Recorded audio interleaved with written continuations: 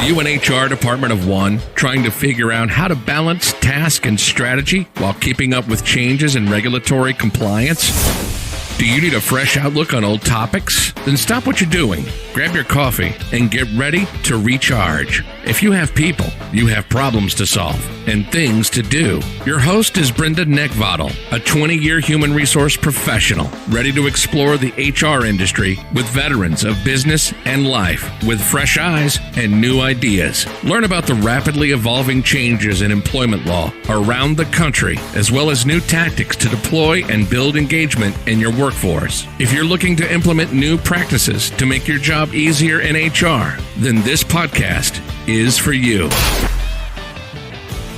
Hello, everyone, and welcome to the Best Practices in Human Resources podcast. I am Brenda, the HR lady, and I'd like to thank you for listening to the show. If you're a returning listener, you guys are awesome. Thank you so much for coming back for yet another episode. We're in year 3, which is pretty exciting. So this podcast started 3 years ago and last November in 2018, and we are walking into our 3rd year, which is awesome. And if you're a first-time listener, welcome. You're going to find this is an award-winning award-winning podcast, and you're going to find that there's a lot of really good, juicy stuff to take away. So buckle up. So here we go. Get your pen and your paper. Mark down whatever times that you want to, go back and listen to. We're here for you guys. So, I'm here to help share with you the what and the how in human resources because I'm in the human business, and that means that there's a greater number of dynamics in the workplace to balance and manage. So today, I'm going to share with you guys some poster updates. We've got updates on employment law changes that are happening across the nation. The main topic today, we're going to be talking about 5 key elements to being an HR pro. It's not going to be a long episode. We're just going to kind of, hit these up because in future episodes, we're going to actually go into these a little bit deeper in the next couple of weeks. So, and you know what? I'm going to share with you how you can get into the conversation. So before we go any further, the information that is available through this podcast is in fact for informational purposes only and not for the purpose of providing any form of legal advice.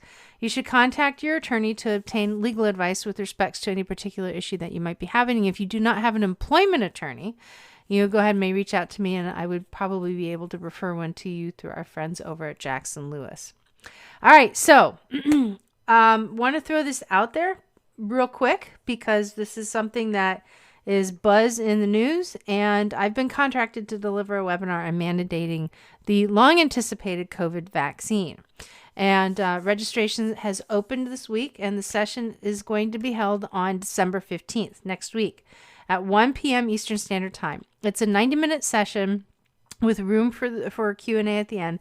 And if you'd like more information, visit my website and click Connect at the top to receive the invite to the register.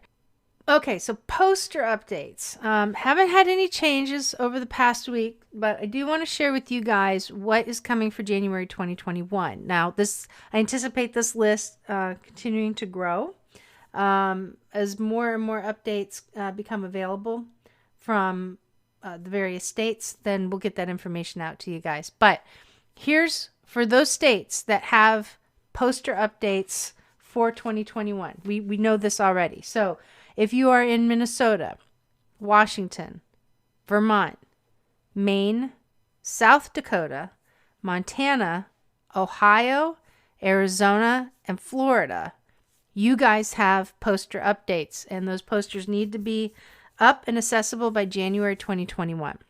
Again, that's Minnesota, Washington State, Vermont, Maine, South Dakota, Montana, Ohio, Arizona, and Florida. Now, if you guys want to take advantage, and if you need the posters, then you know what? I can give you a code. We can get you 25% off.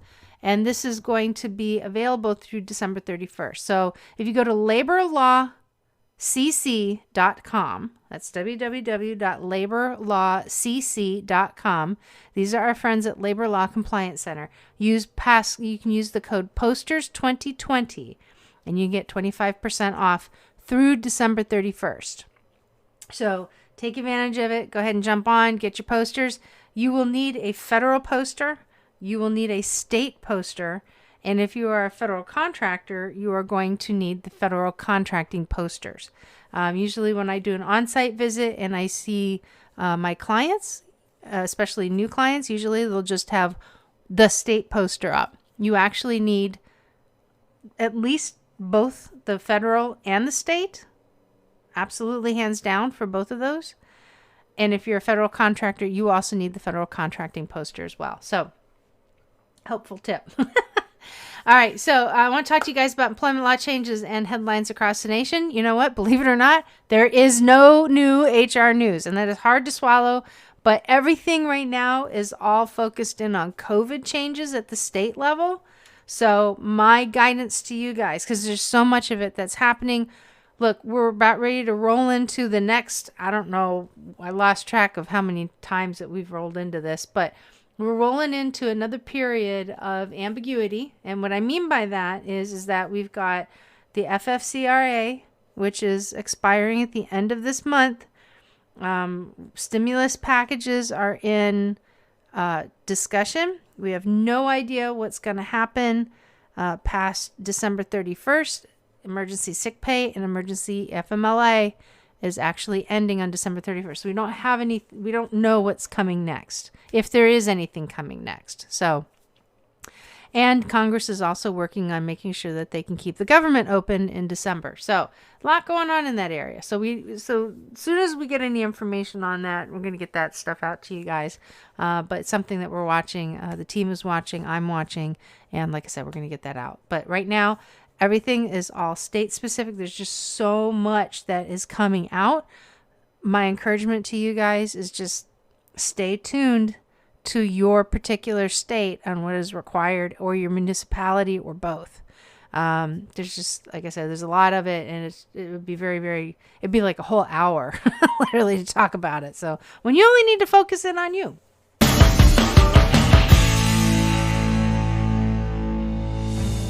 There are approximately 2,500 members of the U.S. Special Operations Community who transition out of active duty military service every single year. The Honor Foundation has dedicated its mission to serving these elite individuals on their journey to prepare for life once they take off the uniform. In the past few years, we've begun our own journey to reach this number, launching 3 physical campuses in San Diego, California, Virginia Beach, Virginia, and near Wilmington, North Carolina, along with a virtual campus to reach members of the community anywhere on the planet. I spent 26 years in the Special Operations community as a SEAL. I graduated from THF's program, I served on the board of directors, and now I'm proud to lead this organization into the future to continue assisting these transitioning service members and their families. Our dedicated team, our world-class program, and our incredible tribes of supporters are standing by to help THF alumni and future fellows, and are committed to providing the best possible support system and resources to better serve this community. Our vision for the Honor Foundation is clear: to impact every transitioning service member from the U.S. Special Operations Enterprise through our programs and support, and to be a catalyst for overhauling the entire DoD transition program. It's a big task, but the community deserves it, and we're driving full steam ahead to make this a reality. If you've been inspired with what the Honor Foundation's done in the last 5 years, I welcome you all to join us as we craft the next chapter in defining what it means to serve others with honor for life.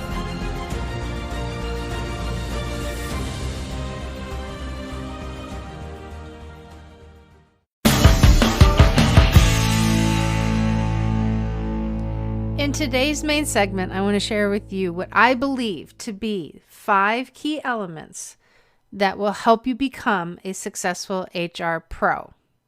These are things that I have spent a lot of time thinking about, figuring out, looking back at my own practices. There's a lot of things that you can do to be a successful HR pro, but what I'm looking at here is developing a mindset. Okay, what are the 5 key elements in your mindset to becoming a successful HR professional? You can do all of the compliance stuff great. You can be a master at all the knowledge. You can be just an absolute rock star when it comes to researching, right? But there's a mindset that you need. And I'll be honest with you, you guys know this. You sit at that desk day in and day out, and we all get those feelings of that self-conscious feeling, right? you're starting to look at like, I could have done this better. I could have done this better. Man, I screwed that up. Right. And we, we beat ourselves up. And then sometimes we turn it outward, which means that in our mind, somebody does something that's less than intelligent and you start pounding on them mentally. Maybe it doesn't come out of your mouth, but it comes out of your head for sure. It's in your head, right? We just don't want it to escape. So these 5 things will help you along the way. And then, let's flip on top of it all of our personal stuff, okay? Because like I've said before many times over in these episodes that, this is an industry, this is a field that's predominantly female driven. It's dirty numbers without actually looking at statistics is probably 70% women are in the field of human resources. And women have a very unique role in our lives, and there's nothing wrong with it, and there's nothing bad about it. It just is what it is. We're the mothers, and mothers wake up first thing in the morning and they take care of everybody's stuff. Then they go to work and then they go take care of everybody's stuff all day long to come home and yet take care of everybody's stuff, right? So my first thing that I have figured out to be a success tool, and I put it first all the time when I talk about this, because it's the one thing that we all just instinctively put last. And that is, you have to take care of yourself first so that you can take care of everything else. Now, that doesn't mean that, you have a screaming child at home, or sometimes you have a screaming child at work, and you put yourself first before that, right? Come on. You have to take care of what's in front of you. What I mean by this is that you have to dedicate time to yourself. And like, if you want to build a savings account, you have to pay yourself first, right? It's kind of the same thing. If you want to build an emotional savings bank that is going to carry you through the lean times, the mean times, then you have to pay yourself first, or you have to pay yourself, period, emotionally. So you need to take care of yourself. That could be going for a walk on a regular basis. That could be listening to podcasts such as this one. It could be reading. It could be, spending time with girlfriends or just friends in general. It could be literally just tuning everybody out for 30 minutes a week and just having one-on-one time with yourself. If you're not alone with your thoughts and if you're, just so busy to the point where your ears are literally ringing, you have to take a step back. I know when I've crossed that threshold, there's a couple things that happens to me. First off, I don't interpret what everybody is saying correctly. That's my first key. And there's a scale, right? That's my entry level right there. When I realize that I'm either personally misfiring in my understanding of people or what I'm reading or the data and the information that I'm taking in, that's an element that I have to actually slow down. The other one at the furthest end of the scale. So this is like when I've really ignored all of my warning signs and I know all of them, what they are. If I ignored them, or I've just had to push through everything because the situation or the environment has required me to do so, is when I actually start getting vertigo. I'm so exhausted to the point where my body is now starting to tell me that, look, girl, you either slow it down or I'm going to lay you down. And that's when I literally can't see straight. And when that happens, I actually need to go sleep. And those are my warning signs. So know your warning signs too, but you have to take care of yourself before you can take care of everything else. So I'm going to challenge you guys over the next couple weeks between now and the end of the year. What are 3 things, I don't care if they're big or small, what are 3 things that you are going to commit to yourself to doing in order to take care of yourself a little bit better? And I mean, your commitment is a 12-month commitment from this December until next December, because none of what's going on in the world is going away. The only thing that you can control is you.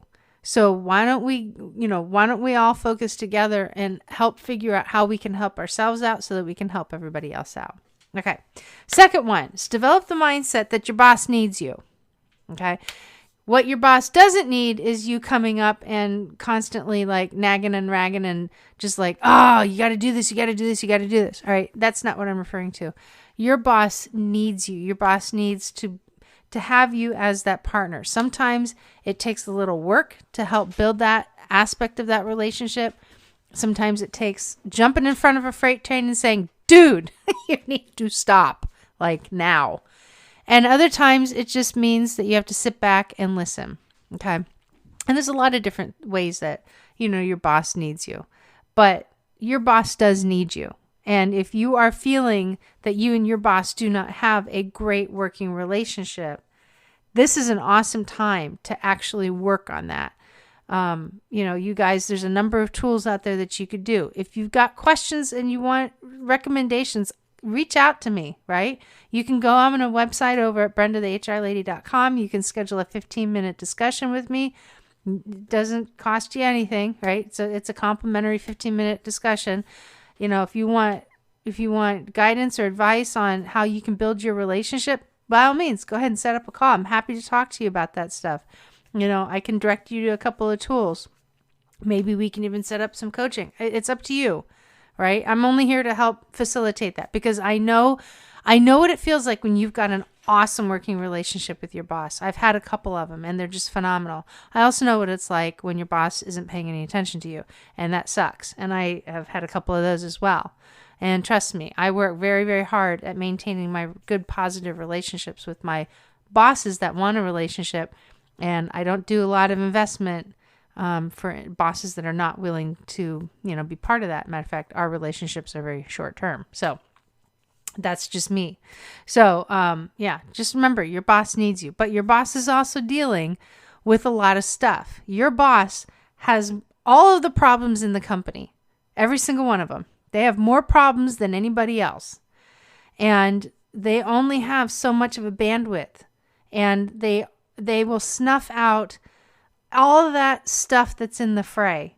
And the only thing that they will really tune into, honestly, is when your voice stands up above the fray to help them figure out their people and their process issues that align with company objectives. Okay.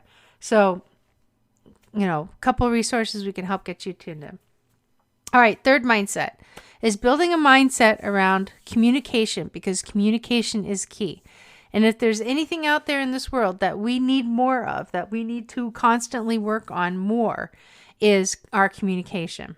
And what I mean by that is that first and foremost, communication is a two-way interaction. It is not a one-way interaction.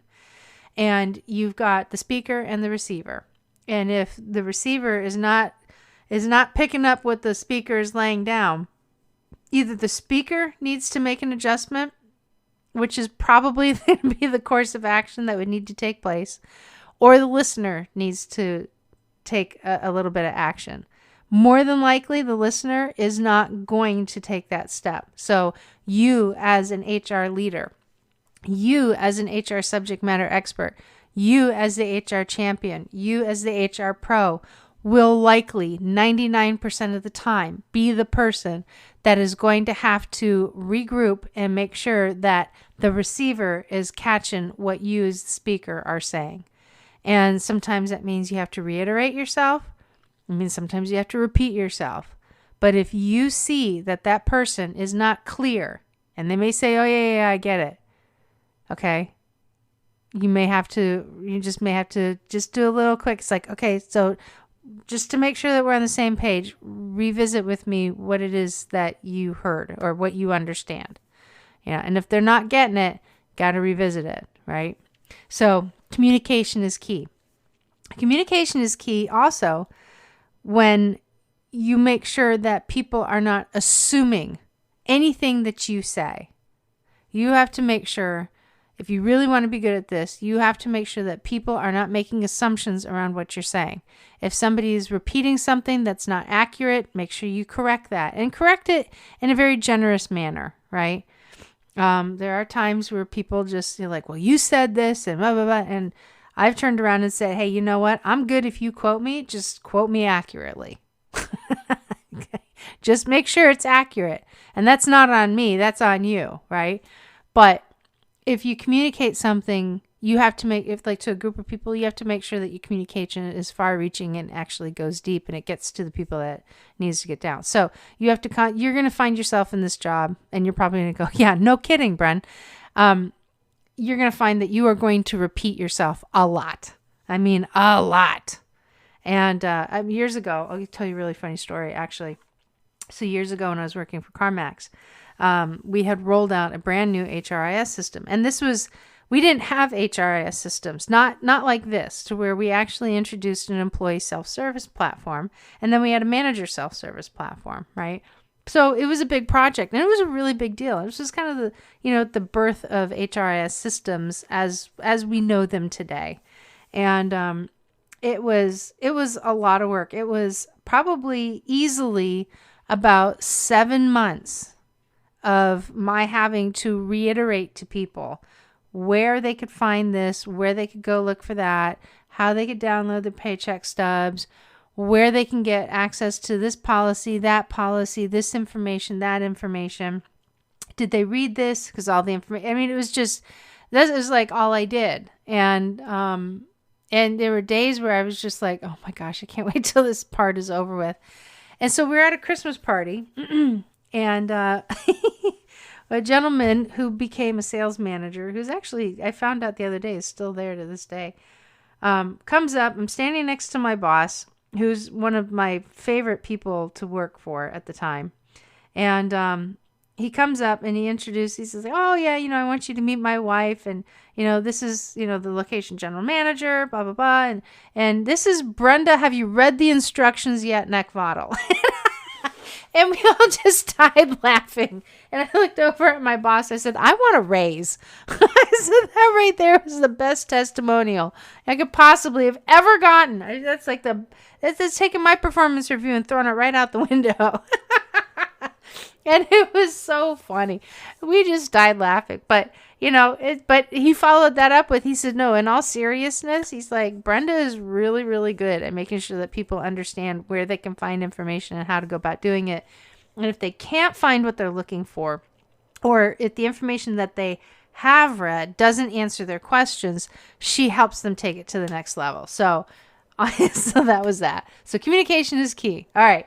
Next one, and we're going to talk about this in an upcoming podcast, and it's going to be don't rely on fast answers. Now, here's what I mean by that, and we're going to go into the weeds on this. Fast answers get you into trouble. Okay, now I sent out a blog a little while ago in an email that talked about how the 70-40 rule really is how leaders make decisions. However, 70-40 doesn't necessarily work when it comes to HR, meaning that you really only need so much information to make a business decision, and then you can adjust as you go. However, in HR, that's a very different thing.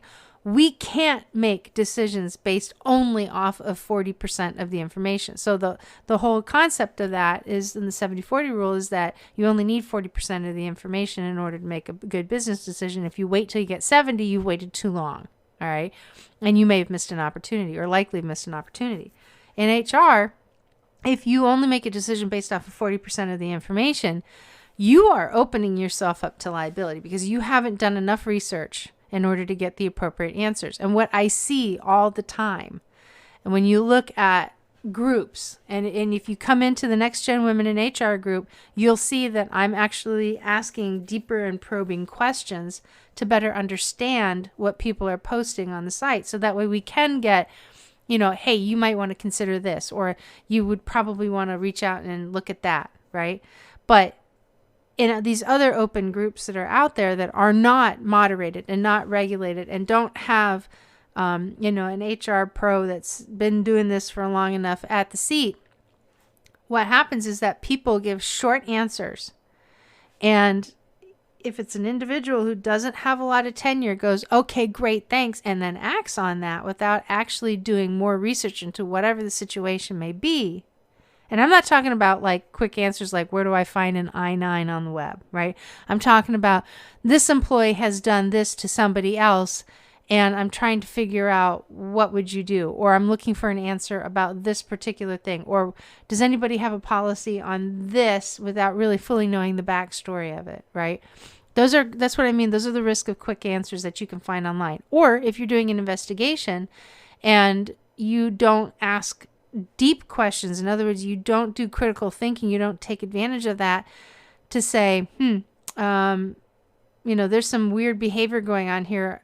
that somebody's, brought into the mix, into the conversation, if you disregard something like that and look into it deeper, that's a risk of a fast answer. So I don't want to steal my own thunder, but we're going to be, doing a deeper dive into don't rely on fast answers. All right. You have to do your homework for sure. So we're going to get into that, but that is one of the 5 things. And then the last thing, and we talked about this in the last episode, is knowing what to do is only part of what we do. You need to know the why behind it. And so we talked about looking at case law. We talked about really kind of taking some time to dig into the background of why we do what we do, which has created best practices in human resources. And a lot of that comes from litigation. It comes from getting decisions from like the EEOC, getting information notices from the National Labor Relations Board, things like that, right?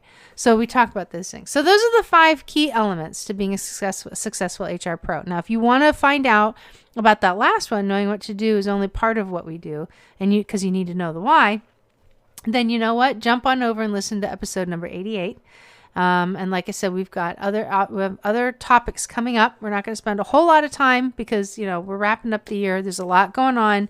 I know you guys are really focusing in on trying to figure out how do you close the year out. It's a weird year to close and we're all sitting here waiting. So I just want to start helping you guys. If you haven't developed this kind of a mindset, take time, do a little reflection, journal, do a vision board, whatever it is that you do. Okay, to help keep you moving forward. But keep these 5 things in mind. Okay, and I'm going to go over them real quick again. You need to take care of yourself first so you can take care of everything else. All right, your boss needs you.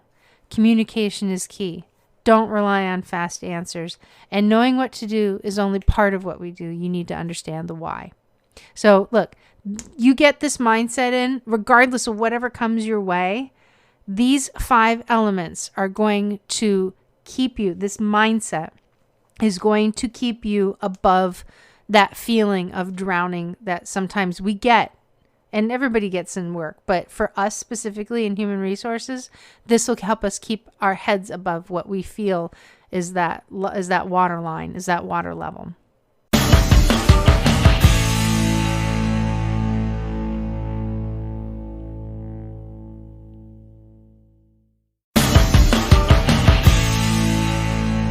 So winter is here. Hello, it has arrived. And you know what? Also with the increase of COVID cases on the rise, taking care of yourself is now more critical than ever before. And yes, you have the increased risk of contracting COVID, but most importantly, that means that you need to put more work on your part, which equates to more drain on your system as well. So the more tired you get, the more you drive your immunity system down. Now, you know that I really, truly, honestly care about everybody's ability to get rest and recover and understand what that is. It's a big focus of mine. As a matter of fact, I'm adopting one more thing as of this evening, and I'm actually going to start doing some mindfulness exercises. But I wanted to share with you what I use to stay healthy. And bear in mind, I don't get paid for any of these things. It's just things that I know help, they work. And it has gotten me through a couple of colds, but I really believe that it has jacked my immunity system up. So that way my body has the ability to fight all that stuff. I say that as I clear my throat because I have a little bit of a runny nose, but that's all right. So the first one I want to talk to you guys about is Naked Warrior Recovery Super Greens. And I use this as a midday snack. And this is how it battles my urges. And I have serious sugar urges right now, mainly because I got off of what I was doing that was so good for me. I got tempted with something and that just put me right back into a serotonin cycle. And so right now I'm trying to get off of it, and it's a process. And this is what's actually helping me for snacks to combat the munchies and the urges that I have. It also really drives my energy level up like crazy levels. I kind of feel bad for people who are around me when my energy levels are up. Holy cow. If you want to know why people call me the HR force of nature, that's kind of part of it right there. Now, I also take another form of greens, which is called the MASF smashing greens. And I actually use that to replace 1 meal a day or 2 if I'm fasting. So right now I've been using it for one meal a day, and I'm hoping like in the next week, I'm going to go back into a fasting mode, and I'll wind up using it twice a day and then eating a solid protein meal after that. Now, I also am waiting anxiously for my TrueLean immunity shot to come in. Now, TrueLean is that's about 18 months old, and what it is, it's a immunity booster that you pop into water, and it has really fantastic elements. It's got the zinc, it's got vitamin C, and it's easily absorbed into your system. I've also learned that it's really funny that the way the packaging, because it also has black pepper in it, and what it will do is that if you open it up, you'll wind up sneezing. So it also clears out your sinuses apparently before you even consume it. So I'm looking forward to that. I just got notification that is on its way. And then also Naked Warrior Recovery Immunity Booster is there are two capsules that I take at the end of the day, along with the MASF multivitamin. It is a plant-based multivitamin. So getting a lot of really, really, really dense nutrients into my system, which is actually helping out. Now, I say all that because every now and again I'm naughty when it comes to my eating. But you know what? I don't feel so bad when I do sidetrack or I start eating things that end in Edos, which isn't very often, but it does come up because I've got this other really, great balance that's going on in my system. So when I'm really, really good, I sleep great, I eat better, I make strong decisions. I make strong decisions before, but I actually feel more confident about the decisions that I make. And I am absolutely 100% convinced that that happens because of the good stuff that I'm putting in my body.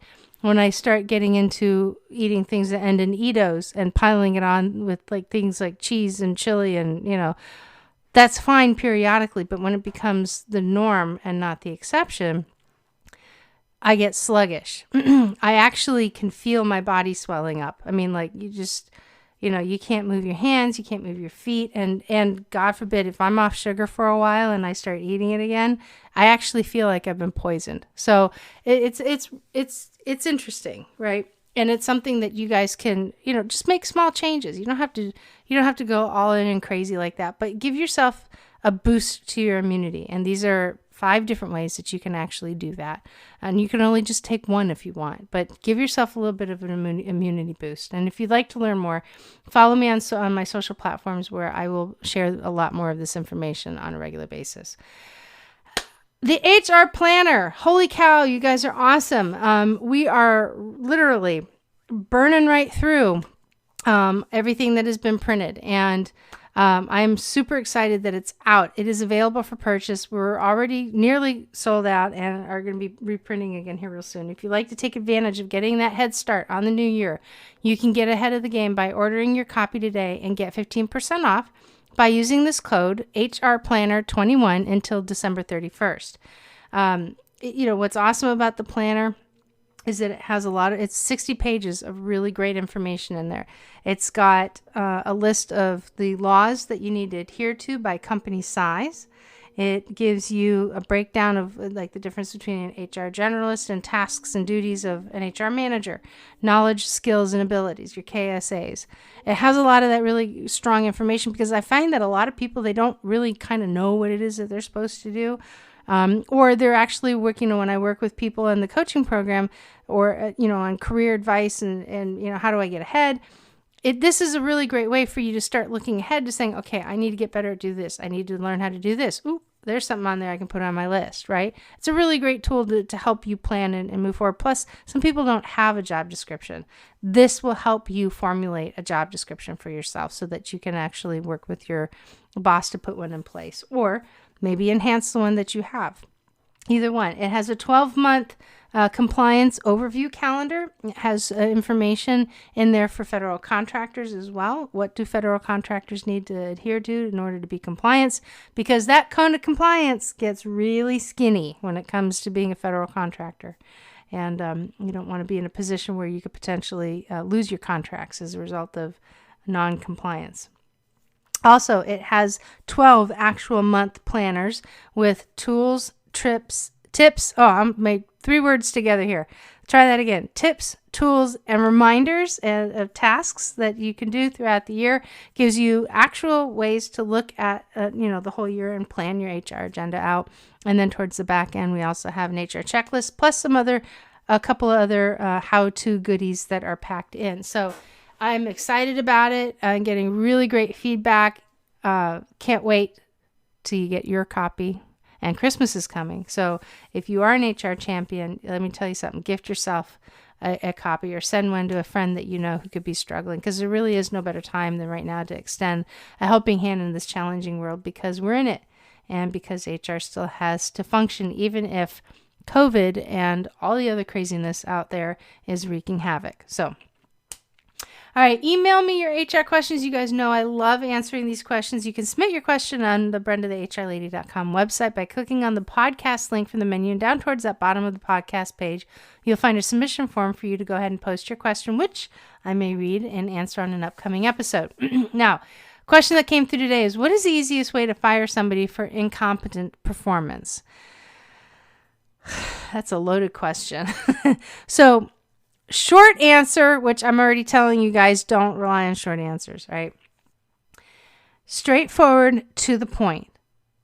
But, and it's the big but, only after you have spent time identifying, reestablishing your expectations, or establishing, period, helping them understand where their shortfalls are, having to work with them so that they can provide a solution on how they're going to address the problem, because at the end of the day, it's their problem to address. It's their performance.